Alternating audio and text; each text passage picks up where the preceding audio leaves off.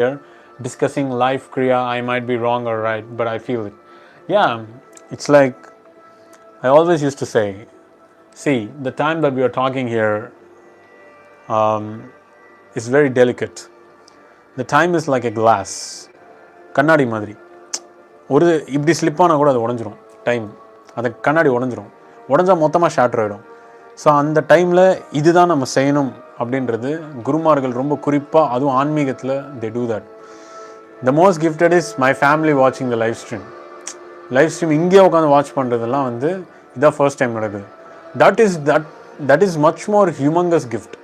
அவங்களுக்கும் இல்லை எனக்கா இருந்தாலும் சரி, because it's a humongous gift. And இதெல்லாம் சத்திய தான் நடக்கும். சத்தியயுகத்தில் விட்டு போன பந்தங்கள் இருந்தால் மட்டும்தான் அது ஃபேமிலியாக வரும். ஸோ சத்தியயுகம்னா எவ்வளோ இயர்ஸ், கிட்டத்தட்ட எவ்வளோ 20,000 years.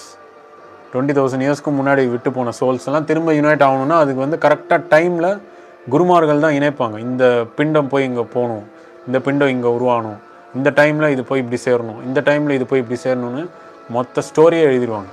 So the entire story is return